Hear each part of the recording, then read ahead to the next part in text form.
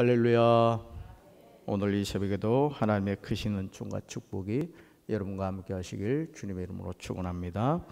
오늘 사도행전 28장 1절부터 3절까지 31절까지 말씀으로 꿈은 이루어집니다.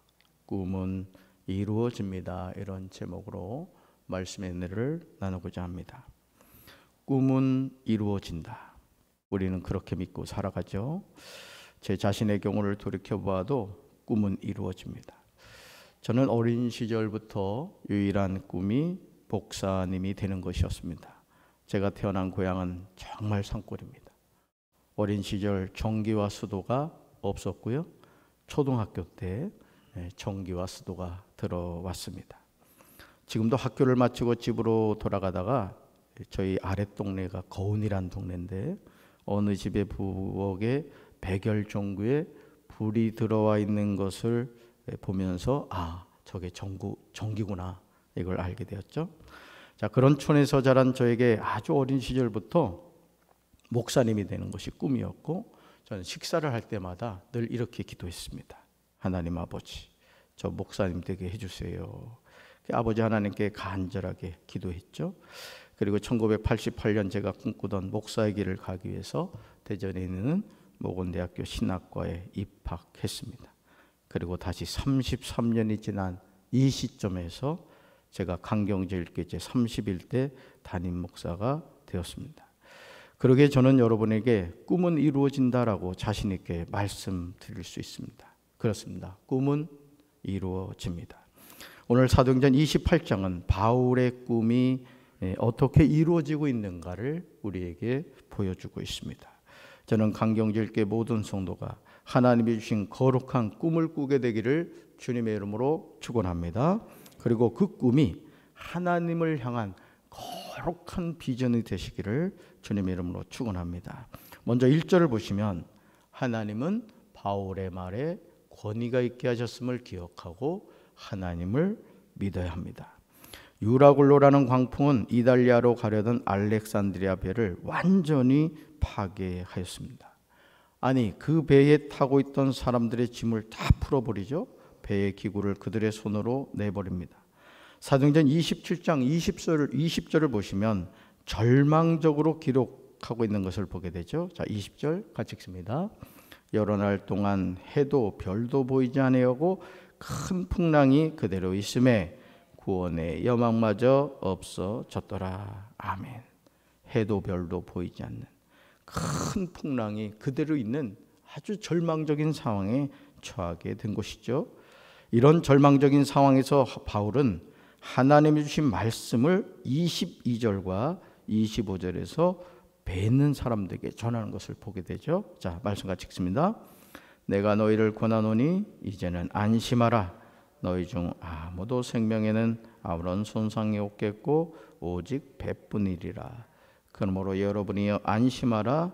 나는 내게 말씀하신 그대로 되리라고 하나님을 믿노라. 아멘. 우리 예수 믿는 사람들은 어떤 절망적인 상황에서도, 어떤 소망이 보이지 않는 상황에서도 하나님의 말씀을 전해야 할 줄로 믿습니다. 그래서 예수 믿는 사람은 항상 희망을 노래하는 사람들입니다. 정말 놀랍지 않습니까? 지금 유라굴로라는 광풍으로 정신이 없는 상황인데 바울은 이제는 안심하라. 이제는 안심하라라고 선포합니다. 그러나 현실적인 상황은 그렇게 좋지 않았다는 것이죠. 배가 완전히 손상을 입게 됩니다. 심지어 군인들이 죄수가 헤엄쳐서 도망할까 하여 그들을 죽이는 것이 좋겠다고 생각합니다. 그러나 백부장이 바울을 구원하려 하여 그의 뜻을 막습니다. 만약 백부장이 막지 않았다면 바울은 죽임을 당했을 것입니다. 우리가 믿는 하나님은 신실한 하나님이신 줄로 믿습니다. 사도행전 27장 44절 하반절을 보시면 마침내 사람들이 다 상륙하여 구조되니라. 마침내 사람들이 다 상륙하여 구조되니라. 누구의 말씀이 이루어진 거죠? 하나님의 약속의 말씀이 이루어진 것입니다. 그리고 오늘 28장 1절을 보시면 우리가 구조된 후에 안즉 그 섬은 멜리데라 하더라라고 기록하고 있습니다.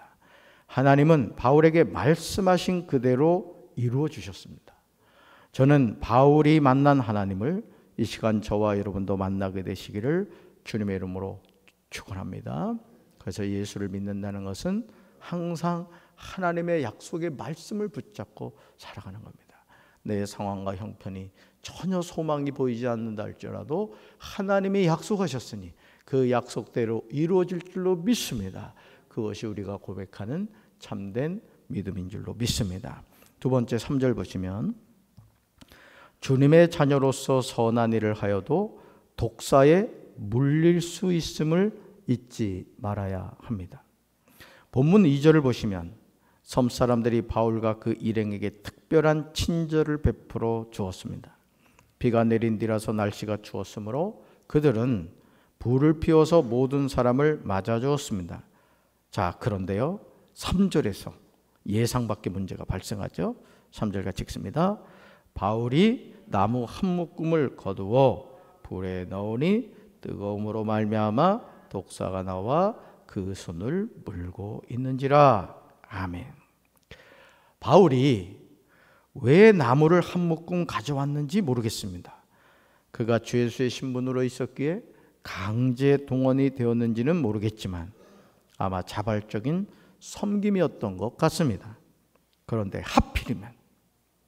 하필이면 바울이 가지고 온 한 묶음의 나무 안에 뭐가 있었다고요? 독사가 있었던 겁니다. 그리고 그 독사는 바울의 손을 물고 있습니다. 이제 바울은 목숨을 잃을 수밖에 없는 상황에 처하게 된 것이죠. 4절에서 원주민들의 말을 들어보면 바울을 물었던 독사의 독이 상당히 강했던 것 같습니다. 그런데 이게 웬일이죠? 5절 보시면 같이 읽습니다. 바울이 그 짐승을 불에 떨어버림에 조금도 상함이 없더라. 아멘. 원주민들이 뭐라고 말했습니까? 바다에서는 살아났는지 모르지만 공의가 이 사람을 독사에 물려 죽게 만들었다. 이렇게 얘기했는데 바울이 아무 일도 없는 것처럼 툭툭 털어가지고 독사를 불에 던져놓은 것이죠.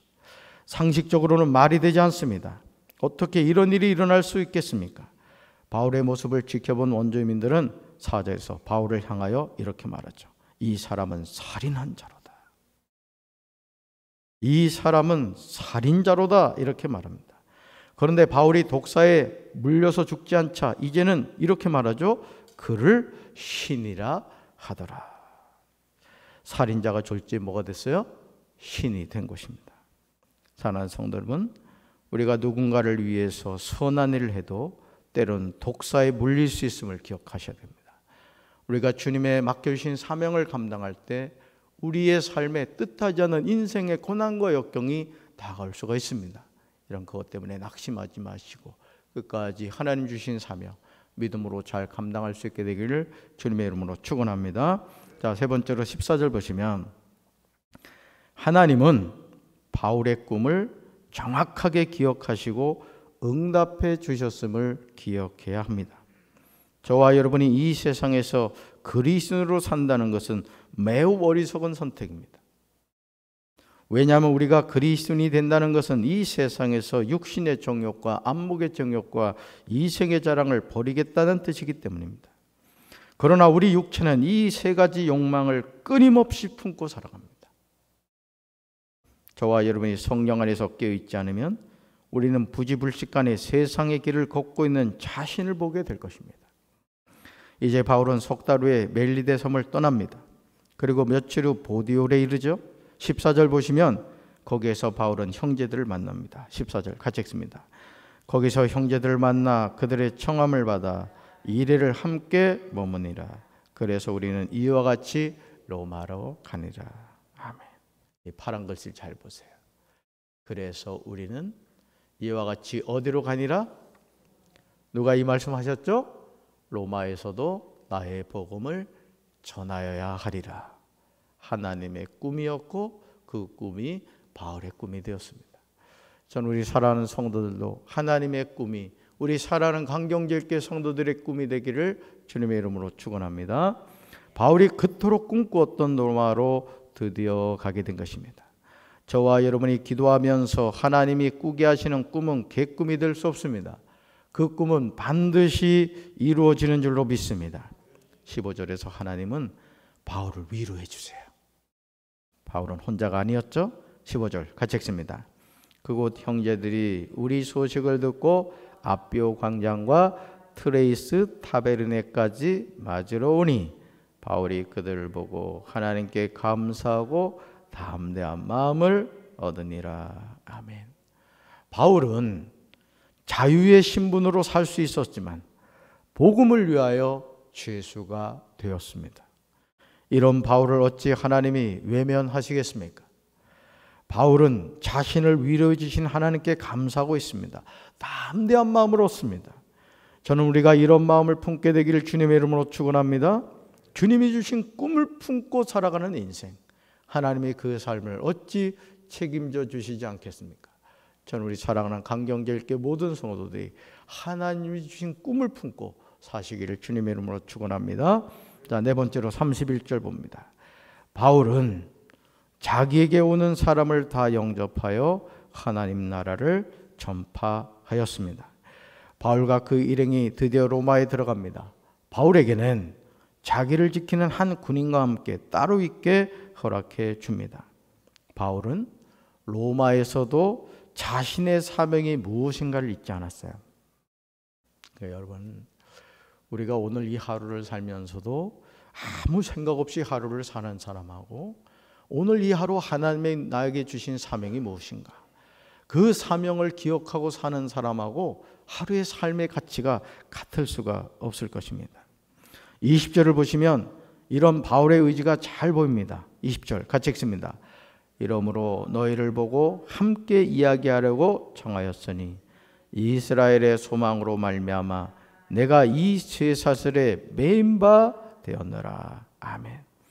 이스라엘의 소망으로 말미암아. 바울은 자신이 쇠사슬에 매인 것은 이스라엘의 소망으로 말미암아라고 분명하게 대답합니다. 물론 이 소망이 뭐죠? 메시아이신 예수 그리스도. 우리가 그토록 오랫동안 기다렸던 그 메시아, 그분이 바로 예수 그리스도시다. 그분이 우리를 구원하려고 이 땅에 오셨고 그분을 믿는 자마다 우리가 하나님의 자녀가 된다. 이 소망에 관한 이야기. 그분이 우리의 죄 때문에 십자가에서 죽으셨지만 사흘 만에 다시 살아나셨다. 그 예수님을 전하는 우리 그 소망을 바울이 갖고 있었던 거죠. 본문 23절을 보시면 바울은 자신의 육신의 안위를 추구하지 않음을 보게 됩니다. 23절 읽습니다. 그들이 날짜를 정하고 그가 유숙하는 집에 많이 오니 바울이 아침부터 저녁까지 강론하여 하나님의 나라를 증언하고 모세율법과 선지자의 말을 가지고 예수에 대하여 권하더라. 아멘. 여러분 팔란 것이 보세요.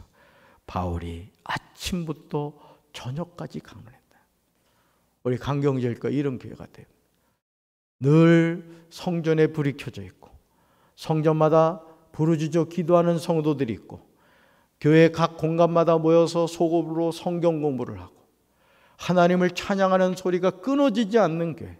저는 우리 강경제일교회가 그런 교회가 되어야 될 줄로 믿습니다.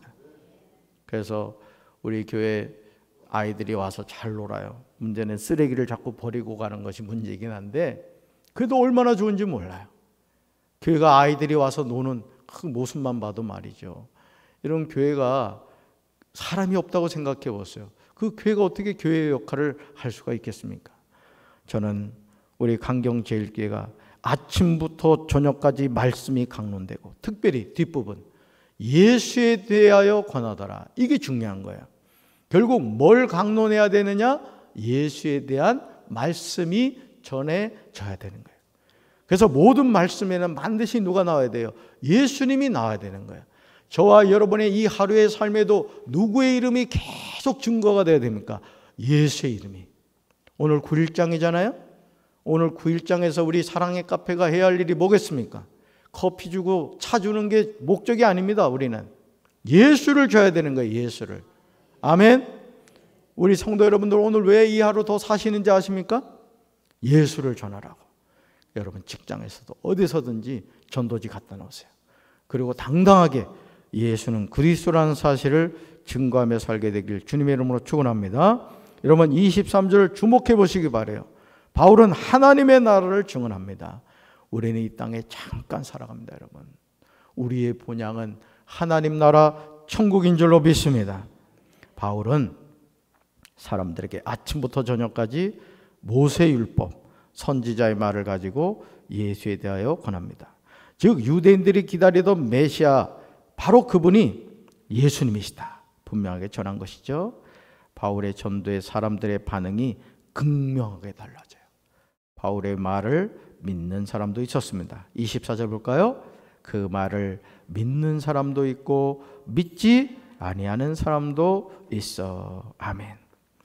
바울의 말을 믿지 않는 사람도 있었다는 거죠. 우리가 전도한다는 것은 무엇입니까? 예수는 그리스도라는 것을 전하는 것이라고 했어요. 그러면 다 받아들이느냐? 그렇지 않다는 거예요.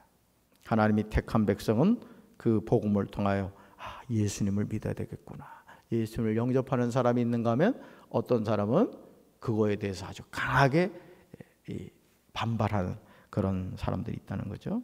정말 놀랍지 않습니까? 이렇게 똑같은 복음을 들어도 반응이 달라질 수가 있다는 것이죠.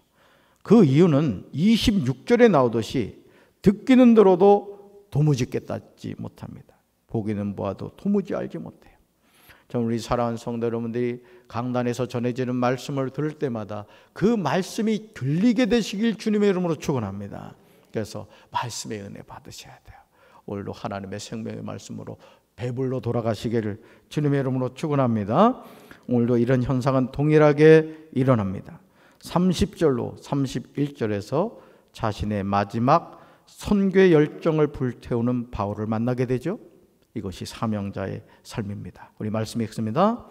바울이 온 이태를 자기 셋집에 머물면서 자기에게 오는 사람을 다 영접하고 하나님의 나라를 전파하며 주 예수 그리스도에 관한 모든 것을 담대하게 거침없이 가르치더라. 아멘. 얼마나 멋집니까? 그렇죠? 바울이 온 이태를 자기 셋집에 머물면서. 여러분 불평해야 되지 않아요? 아니 하나님, 제가 다 버리고 주님의 일을 하는데 제가 이게 뭡니까? 이게 죄수로 잡혀와가지고 이렇게 꼭 하셔야 됩니까? 불평해도 여러분 시원찮은 판에 오히려 자기에게 오는 사람을 뭐예요? 다 영접하고 뭘 전파했다? 하나님의 나라를 전파했다. 주 예수 그리스도에 관한 모든 것을 담대하게 거침없이 가르치더라. 저는 우리 사랑하는 성도 여러분들이 오늘 이 하루도 하나님의 나라를 전파하며 사시길 바랍니다. 아멘. 여기 강경에 지금 아파트 짓고 있더라고요. 기계가 계속 움직이고 있어요. 여러분 하나님 나라에 분양 받으셨죠? 분양 못 받으신 분 저를 찾아오시면 제가 안내해 드리겠습니다. 오늘도 그 하나님 나라 여러분 소망하시면서 주 예수 그리스도에 관한 모든 것을 담대하게 거침이 없이 증거하시는 우리 사랑하는 성도들 되기를 주님의 이름으로 축원합니다. 가슴에 손 얹읍시다. 하나님, 지난 28일간 우리가 사도행전 말씀을 살펴보았습니다. 성령 행전이라고 하는 이 사도행전의 말씀의 결론이 결국은 주 예수 그리스도의 이름을 담대하게 전파하는 바울의 삶의 모습으로 마무리가 되었습니다. 로마에서도 나의 복음을 전하여야 하리라 그 주님의 꿈을 품고 죄수의 신분이었지만 바울은 낙심하지 않고 끝까지 주신 사명을 감당했습니다. 우리가 오늘도 이 하루를 더 사는 이유는 내 육신의 생명이 연장되는 것이 목적이 아니라 주 예수 그리스도를 담대하게 전파하라고 하나님께서 오늘 이 하루 더 살게 해주신 줄로 믿습니다. 우리에게 맡겨주신 이 사명이 무엇인가를 잘 기억하게 하시고 가슴에 술을 얹고 기도하는 우리 사랑하는 성도들을 영혼이 잘된같이 범사가 잘되게 하시고 강건한 축복으로 함께하여 주시고 오늘도 예수님과 동행하는 복된 하루가 되게 도와 주시옵소서. 예수님 이름으로 간절히 축복하며 기도합니다. 아멘.